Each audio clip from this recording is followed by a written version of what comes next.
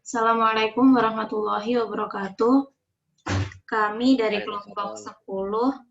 10 akan mempresentasikan hasil diskusi dari kelompok kami dengan judul Teologi Sains Mengatasi Dikotomi Sains Agama Perspektif Islam.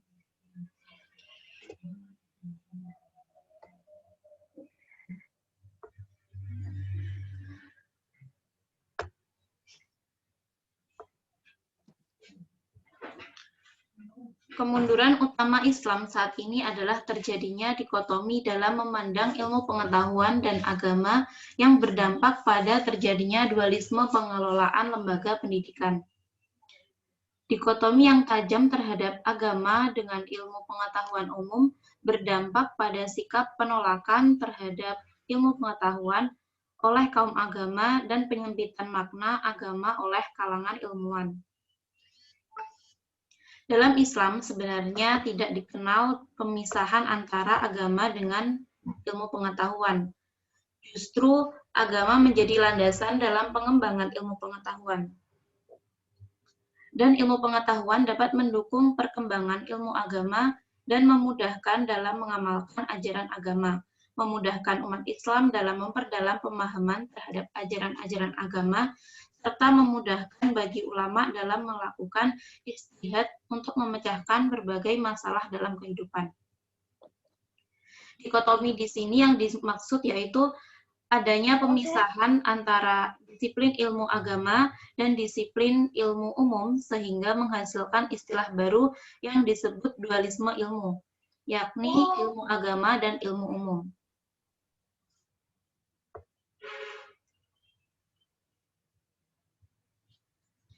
Sains berbasis iman, kesyirikan matematikan daya sains. Ketika manusia meninggalkan akidah tauhid, mereka tenggelam dalam kegelapan berpikir. Dikatakan kegelapan karena manusia tidak dapat mengenali mana yang fakta dan mana yang fiksi.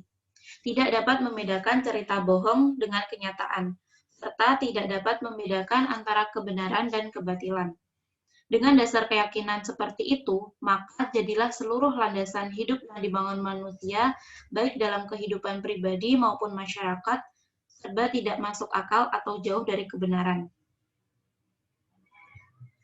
Yang kedua yaitu tauhid sebagai landasan kemajuan sains.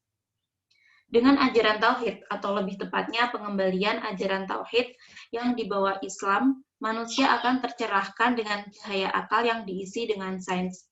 Dengan kemampuan akalnya, manusia dapat mengkaji atau mempelajari alam semesta, lalu menemukan segala teori yang dapat melahirkan produk teknologi atau alat-alat untuk memudahkan kehidupannya di dunia ini.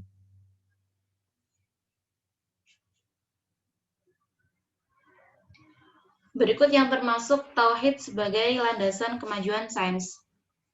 Yang pertama yaitu menunjukkan keterbatasan akal manusia. Islam adalah agama yang bersesuaian dengan akal, karena beragama itu merupakan pekerjaan orang berakal. Inilah statement atau pernyataan paling mendasar yang ditetapkan Islam terkait penghargaan terhadap akal manusia. Pernyataan Al-Quran tentang keterbatasan akal manusia adalah suatu yang nyata, bukan mitos dan bukan pula merendahkan manusia, tetapi menundukkan posisi akal yang memang memiliki kelemahan. Artinya, jika ada manusia yang mengatakan bahwa kemampuan akal dapat menjangkau semua hal, maka pernyataan itu tidak sesuai dengan kenyataan, sehingga tidak dapat diterima oleh akal sehat. Dapat dikatakan bahwa manusia dapat mengetahui adanya pencipta dengan menggunakan akalnya. Maka dengan itu, manusia yang tidak menemukan tauhid dengan akalnya akan diminta pertanggungjawaban kelak di akhirat. Yang kedua yaitu menuntun akal rasional. Keimanan kepada adanya pencipta dibangun dengan dasar bukti-bukti empiris yang dapat dipikirkan oleh manusia. Oleh karena itu, Islam menuntut orang untuk beriman sebagai hasil pilihannya setelah melakukan pengamatan terhadap suatu fenomena sains. Selain itu, manusia juga secara keseluruhan dilengkapi oleh sejumlah potensi yang disebut fitrah untuk condong dan menerima kebenaran empiris yang diciptakan oleh Allah Subhanahu wa taala. Dengan potensi akal dan fitrah itu, maka manusia diarahkan untuk menentukan pilihan lurus berupa pengakuan pada keniscayaan adanya Allah. Mengenai keberadaan alam akhirat, Al-Quran menuntun manusia untuk membangun hujah rasional dengan mengemukakan realitas alam yang berpasang-pasangan.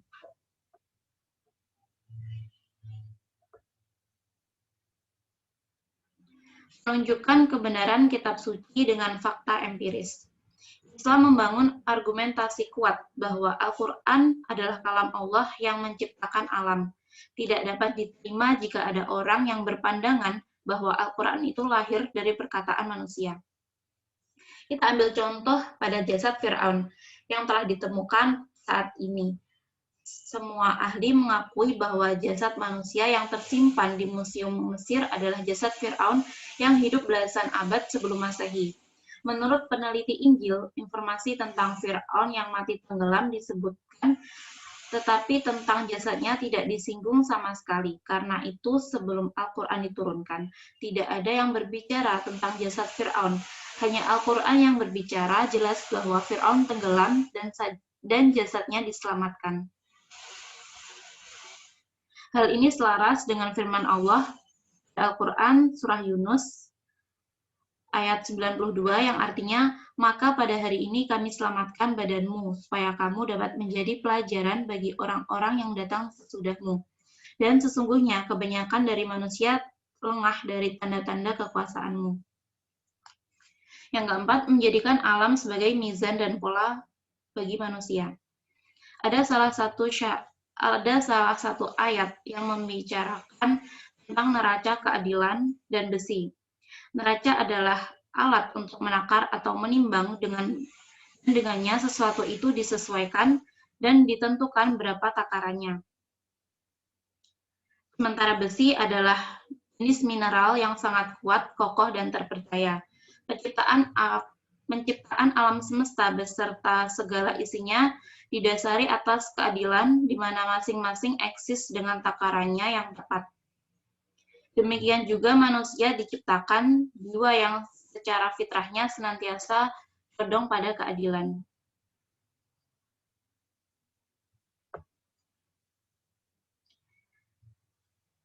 Selanjutnya akan dijelaskan oleh Abdul Hayy.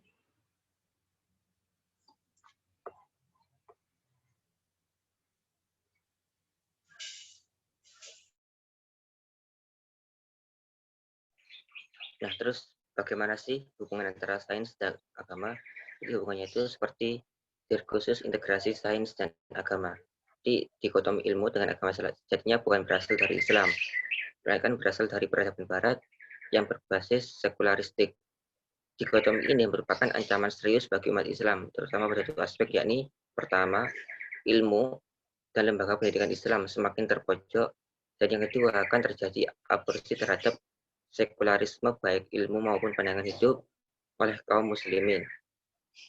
Jika dicermati lebih jauh, model integrasi yang dikembangkan keilmuan untuk mencegah dikotomi ini dapat dikategorikan menjadi 3 bentuk pemaduan, yakni yang pertama, memadukan ilmu pengetahuan dengan agama melalui legitimasi ilmu pengetahuan dengan agama, dan yang kedua, memadukan ilmu pengetahuan dengan agama melalui proses seleksi atau penyaringan. Ilmu-ilmu yang berkembang dari Barat diterima dengan disaring dan dimodifikasi. Selanjutnya, disesuaikan dengan prinsip-prinsip agama. Kemudian yang ketiga, membangun ilmu pengetahuan Islami. Paradigma ini dari oleh pemikiran bahwa ilmu pengetahuan dikembangkan berdasarkan paradigma tertentu yang barangkali dari akidah.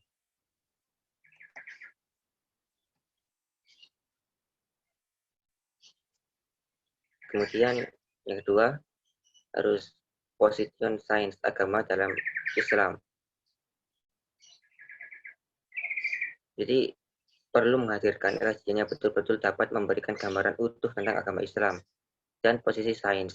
Konsep yang jauh dari dikotomi adalah positif, yakni menempatkan sains pada kedudukannya selain hasil penggalian dari fenomena alam yang diciptakan oleh Allah. Dengan pandangan ini, maka jelas sains merupakan produk akal manusia dengan mencermati dan melakukan eksperimen terhadap alam.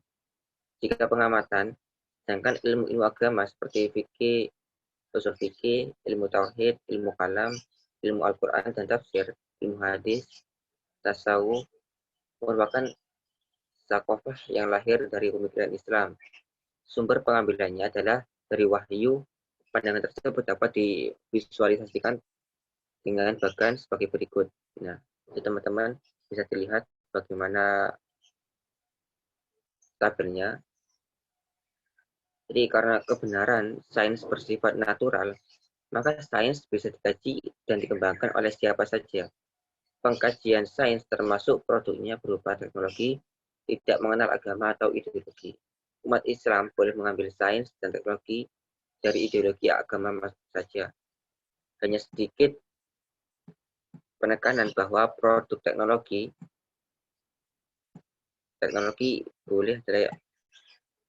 boleh mengambil sains dan teknologi dari ideologi dan agama mana saja. Hanya sedikit penekanan bahwa produk teknologi yang boleh diambil adalah umum, yakni tidak memiliki unsur kepercayaan agama atau ideologi selain Islam.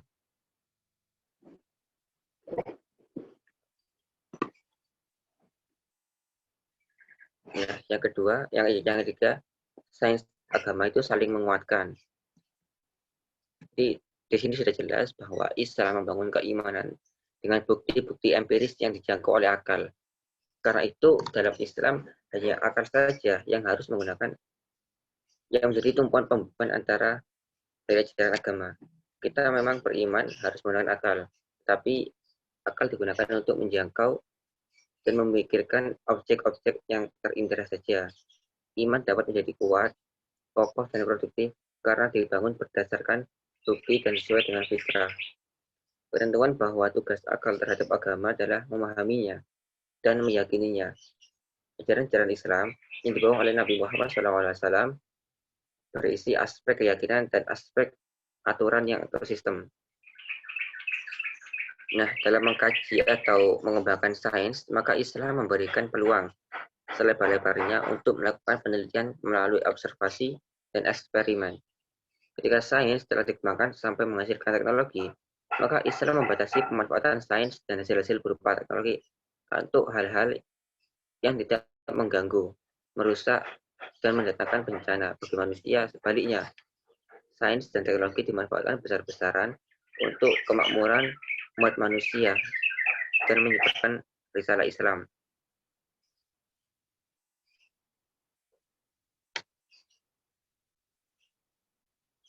Nah, terus Islam tidak mengenal dikotomi antara agama dan sains. Di fakta dikotomi yang terjadi di negeri kaum muslimin dewasa ini merupakan warisan bangsa-bangsa Barat dan Eropa yang telah menjajah negeri-negeri muslim yang berlangsung lama, terutama sejak abad 18 sampai 20 Masehi. Jadi dikotomi ini, sains dan agama di negeri kaum muslimin bagaimanapun telah menimbulkan kerugian material dan non-material. Lebih jauh, bahaya itu adalah membuat sebagian besar umat Islam terpapar sekularisme dalam menghampir seluruh aspek kehidupan. Selain itu, mengatasi dikotomi yang masih terjadi saat ini antara sains dengan agama tidak tepat dikembangkan konsep pemaduan, melainkan konsep intramental, yakni hubungan saling menguatkan antara agama dan sains.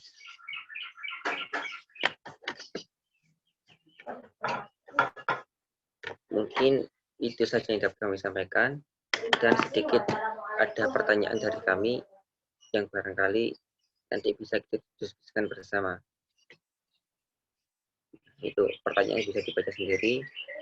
Jadi menurut catatan sejarah bahwa dulu kita sebagai umat Islam itu memang sangat maju dalam kajian sains yang meliputi banyak hal seperti kedokteran, matematika, fisika, geometri, dan bidang lainnya. Nah, terus intinya itu kenapa kok bisa seperti ini? Apakah pendidikan di MI, SMA itu sudah sesuai kah seperti dulu? Nah, dulu itu kita sangat dibangga-banggakan, kita itu sangat populer, tapi kenapa sekarang kok tidak gitu? Nah, mungkin itu sumber inspirasi kami untuk pertanyaan yang pertama. Kemudian yang kedua itu, intinya itu, kenapa kita tidak sedang dulu gitu? Alasannya itu bagaimana? jika memang kita itu mengetahui kenapa kita tidak canggih dulu, apakah mungkin ada langkah ke depan atau mungkin pandangan ke depan menurut Anda semua itu bagaimana untuk meningkatkan jiwa keilmuan kita seperti dulu? Karena dulu itu kita sangat kuat sekali, sangat kritis menghadapi apapun. Kita itu sangat tanggap terhadap isu apapun.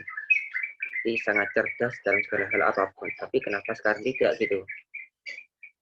Terus untuk pertanyaan yang ketiga itu, nah, intinya itu sekarang ini banyak sekali gimana ya, kita itu seperti bangga jika kita itu sekolah di pendidikan barat gitu, dengan sistem negara barat. Nah terus yang buat kita itu terpana itu dari mananya gitu.